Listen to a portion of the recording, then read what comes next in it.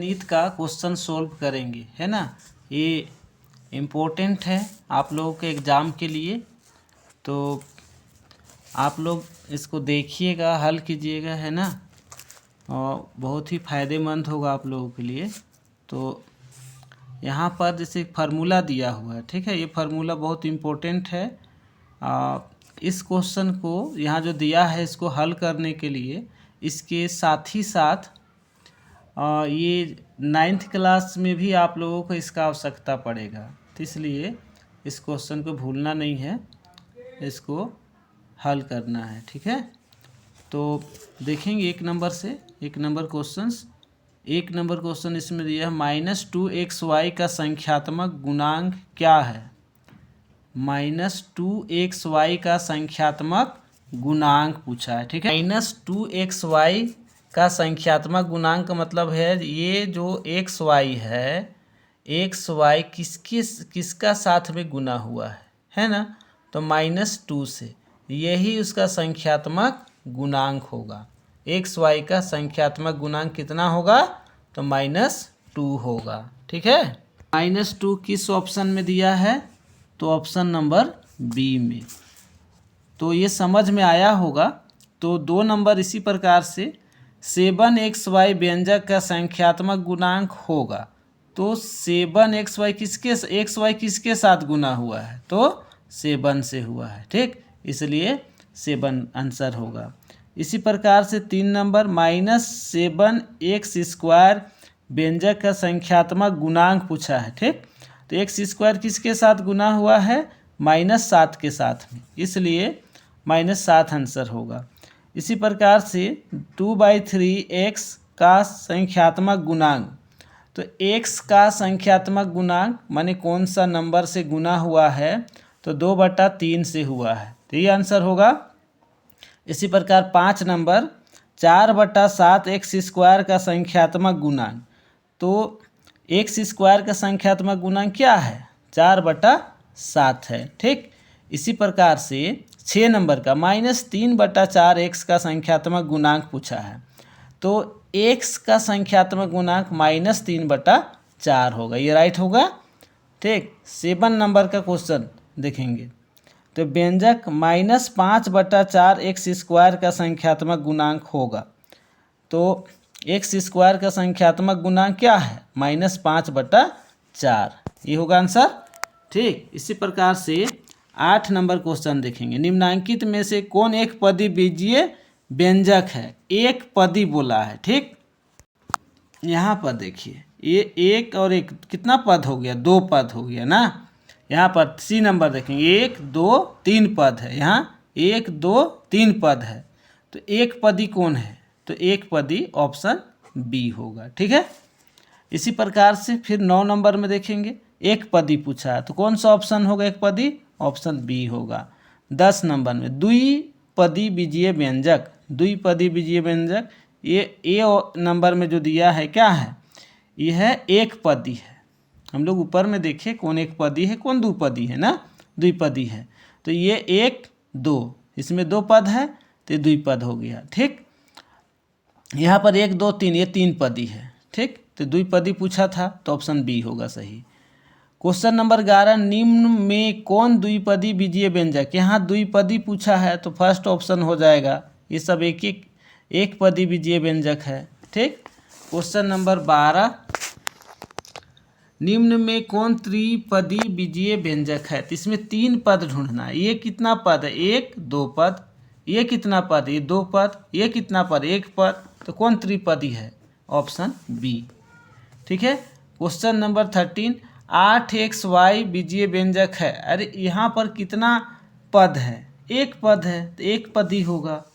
इसी 14 number question भी पूछ रहा है एक पदी है कि द्विपदी है, तो द्विपदी है, देखते भी दिख रहा है ना, ये कौन सा 1 2 द्विपदी बीजीय व्यंजक है। Question number 16, x² -2x minus नहीं है, +2x - 1, तो कौन सा है, 1 2 3, कितना पद है, 3 पद है, तो क्या हो जाएगा, त्रिपदी। इसी प्रकार से क्वेश्चन नंबर 17, -2x² - x + 1 बीजीय व्यंजक, तो ये कौन सा पद है, ये भी त्रिपदी है, तो त्रिपदी हो जाएगा। ठीक, क्वेश्चन नंबर 18, ये कौन सा पद 1 2 3 किस प्रकार के बीजीय व्यंजक है? ये त्रिपदी बीजीय व्यंजक है। ठीक, अब क्वेश्चन नंबर 19, पी एक्स बराबर x square plus 5x plus 6 तो पदों की संख्या होगी। यहाँ भी गिनती करेंगे 1 2 3, तो 3 पद ही हुआ है ना, 3 पद है। फिर इसी प्रकार से 20 नंबर में 5x स्क्वायर के समान पद है, तो इसके समान पद कौन सा हो रहा है? चूँकि इसमें स्क्वायर लगा है। ठीक, तो इसका समान होगा ऑप्शन बी होगा 7x स्क्वायर। यहाँ भी 21 नंबर में भी समान पद पूछ रहा है, तो जो भी होगा उसमें एक्स वाई होना चाहिए। ठीक, देखिए ये क्यों नहीं होगा? चूँकि इसमें y में स्क्वायर लगा हुआ है।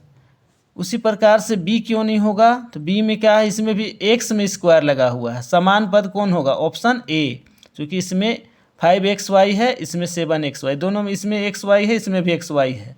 इसमें पावर सेम होना चाहिए। ठीक है, पावर को देखना है और जो चर संख्या उसको भी देखना है, दोनों को देखना है। ठीक है, क्वेश्चन नंबर 22, निम्न में कौन समान पद नहीं है? ठीक है, समान पद कौन नहीं? देखिए 3x है ये, अरे -5x, ये दोनों समान पद है।